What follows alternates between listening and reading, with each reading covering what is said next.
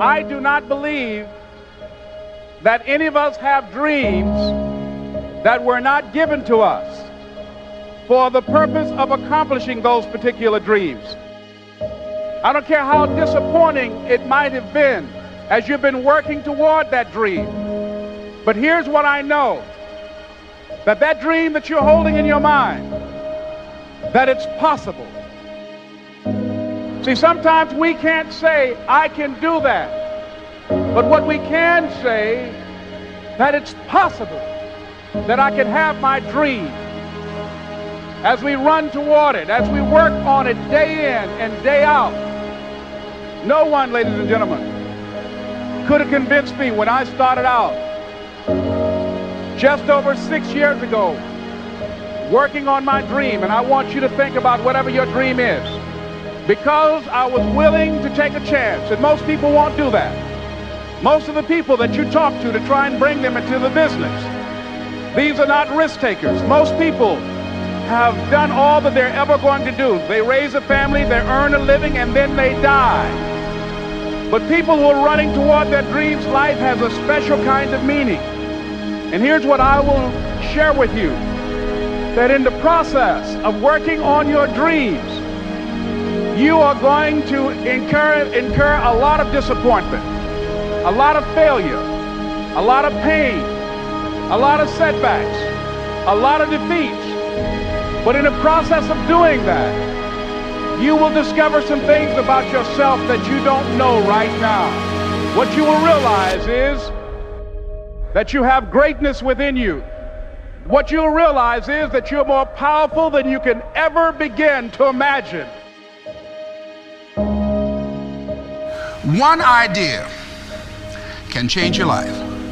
One idea can turn your life around. Most people go through life never discovering what their talents are.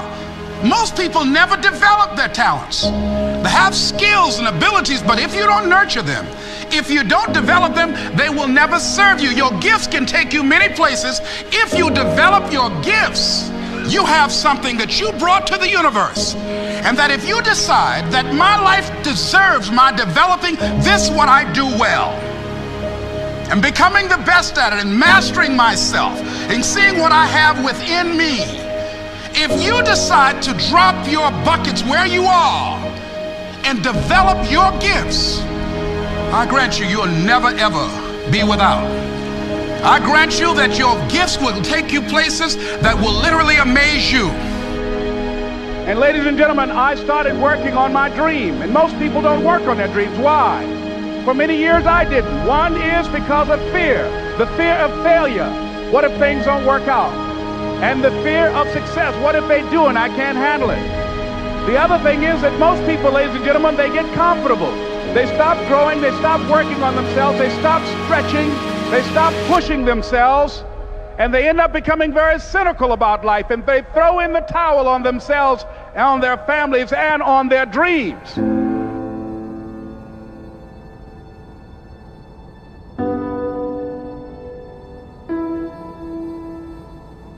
Decide that you're going to push yourself. Most people won't do that. Don't get caught up in, well, I've tried it 4 or 5 times and things didn't work out. If there's something that you want and you're hungry for it, you've got to do whatever is necessary until. And when you give the best you can and that's not enough, you must do what is required. And don't give up on yourself.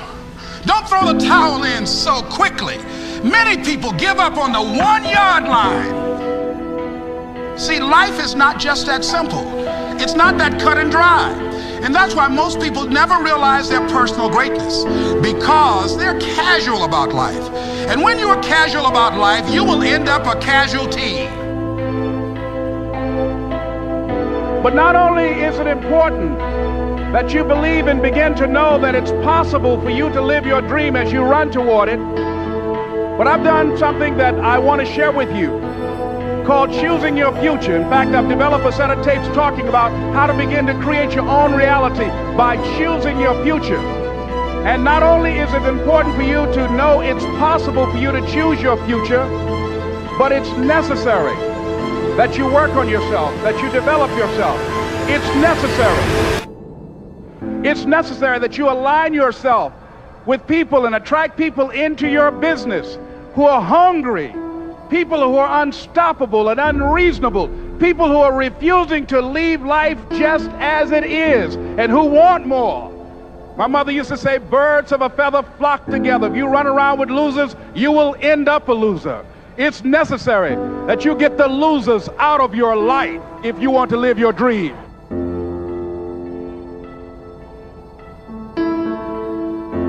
But imagine, if you will, being on your deathbed and standing around your bed, the dreams given to you by life, the ideas that you never acted on, the talents, the gifts, the abilities that you never used. And there they are, standing around your bed, looking at you with large, angry eyes, saying, we came to you, and only you could have given us life.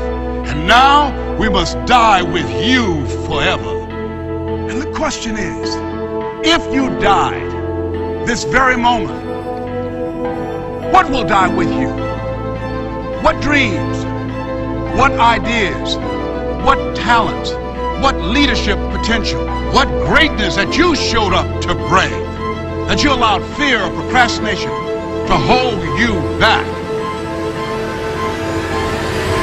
I refuse to die an unlived life.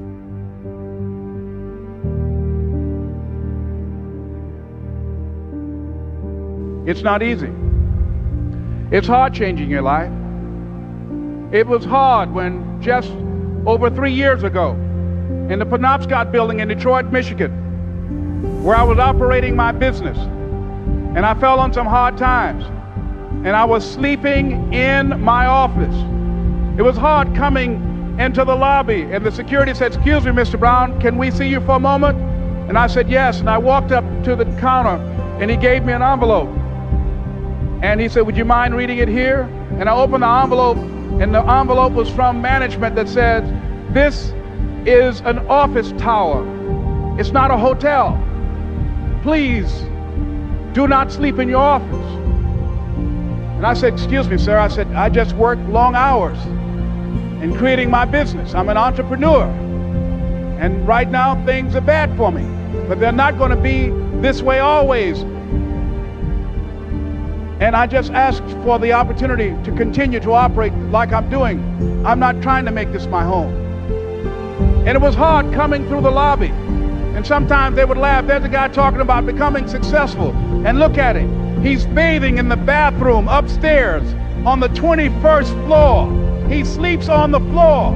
Him and 2 other dreamers up there. Look at him. It was hard, ladies and gentlemen, coming to speak to people. And I was facing financial difficulties in my own life.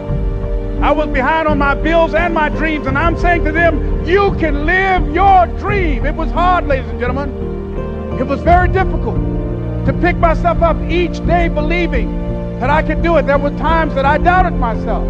I said, God, why is this happening to me? I'm just trying to take care of my children and my mother. I'm not trying to steal or rob from anybody. Why did this have to happen to me? It was very hard. And here's what I want to say to you. For those of you that have experienced some hardships, don't give up on your dream. No one could have convinced me by holding on, by continuing to push forward, by continuing to run toward my dream, that one day I would have my own talk show. It's a long shot, ladies and gentlemen, from Liberty City, an abandoned building on a floor, never knowing my mother or father. It's a long shot. Being here with you today in this dome in Atlanta, it's a long shot. No college training, labeled educable, mentally retarded, but I kept running toward my dream. It's very important for you to believe that you are the one. Write down at least 5 reasons on why you deserve your dream, on why you won't give up, what's going to make you unstoppable, why you must be unreasonable, because logical, practical thinking says you can't do it today. But if you want to produce unreasonable results in your life, like living your dream and taking charge of your destiny, you've got to be an unreasonable person. You've got to be an uncommon person. So write down the reasons of why you're here. My first major goal was to buy my mother a home. And let me tell you something, ladies and gentlemen, what will reasons do, Les? Nietzsche said, if you know the why for doing, you can endure almost anyhow. What do you mean by that? If you know why you're doing something, when the hard times come, and they're going to come, when the disappointments and the rejections come, and they're going to come by the truckloads, your reasons will be your rod and staff to comfort you, to pick you up. Once again, I got a saying on one of my tapes, if life knocks you down, try and land on your back, because if you can look up, you can get up. Let your reasons get you back up. No matter how bad it is, or how bad it gets, I'm going to make it. I'm going to make it. So yes, it's possible for you to live your dream. It's necessary that you associate with winners, that you work your system, that you are relentless, that you never give up. It's you. You've got to take personal responsibility. You've got to make it your personal business to make it happen. And you've got to resolve within yourself that I can do this, that it's hard, but you've got to say, I'm the one. I'm the one to make this happen. I'm the one to become successful in this business. As you work to help other people to become successful, that feeds your success. But you know it's going to be hard, but find out what will make it worth it for you. So, ladies and gentlemen, if you want to make your dream become reality, the people that are running at their dreams know that it's possible that you can live your dream, that it's necessary, that you're relentless, that you have a plan of action, that you are creative. The people that are living their dream are finding winners to attach themselves to. The people that are living their dreams are the people that know that if it's going to happen, it's up to them. And they're resolving within themselves, it's not over until I win. The people that are running after their dream know they're going to have hard times. They keep on running because they're saying within themselves, I'm the one, I'm the one. No matter how bad it is or how bad it gets, I'm going to make it. The people that are running after their dreams are the people that are hungry. You've got to learn how to become resourceful. You've got to learn how to become creative. When crises strike in your life, and in the Chinese language, crises mean danger, but it also means opportunity. And this is an opportunity for you to grow. And you've got to be so relentless, regardless of what comes down the pike, that you're always looking for a way to get over, always looking for a way that you can break through, always looking for a way that you can win, always looking for a way that you can strike a telling blow. Now, no one has told me this, but I just kept on kicking. I didn't have sense enough to stop. I was intelligently ignorant. I didn't know what I couldn't do. So I just tried anything. And so if you don't have any fire, you've got to watch the people, the relationships that you develop. Have people of kindred mindsets. If you're around folk who are dead and negative all the time, they will affect you. You want people that are around you that have smiles on their faces. If you have some depressing face looking at you every day, it affects your blood pressure. Keep these dead faces away from you. It's contagious. So you've got to watch your countenance, watch your face. Have an uplifted expression, watch your body posture. All of these things affect you psychically. You've got to be the kind of person that you are fearless. And because you are unstoppable, because you've got power that you haven't even begun to use yet, you owe it to yourself to release your brakes.